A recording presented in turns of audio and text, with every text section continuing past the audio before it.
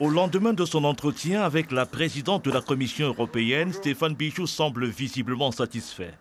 Il affirme avoir obtenu des assurances quant à l'engagement d'Ursula von der Leyen en faveur de l'agriculture dans les régions ultra-périphériques françaises.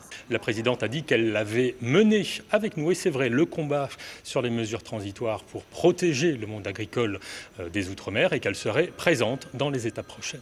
Il faut bien évidemment de l'espoir, mais il faut surtout faire converger tous nos efforts, à la fois les professionnels, les élus, l'État. La France est engagée, le gouvernement agit à Bruxelles, à Strasbourg pour faire avancer ces dossiers.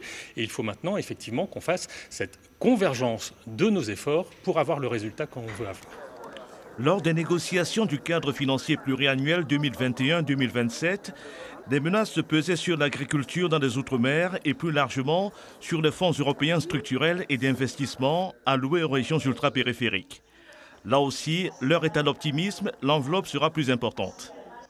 Ce sera amélioré puisque aux fonds structurels vont s'ajouter, c'est-à-dire les fonds FEDER, vont s'ajouter les fonds de REACT-EU avec une enveloppe spécifique sécurisée pour les régions ultrapériphériques que j'ai négociée avec le Conseil européen. Puis, il y aura aussi la répartition par rapport aux fonds de relance qui s'élèvent à peu près à l'échelle de l'Union européenne en subvention à hauteur de 370 milliards d'euros. Et la France va évidemment, sur la base d'un certain nombre de critères, procéder à une ventilation vers les régions ultrapériphériques. Dans le budget à long terme de l'Union européenne pour la période 2014-2020, les fonds européens structurels et d'investissement pour les RUP françaises étaient de 4,9 milliards d'euros.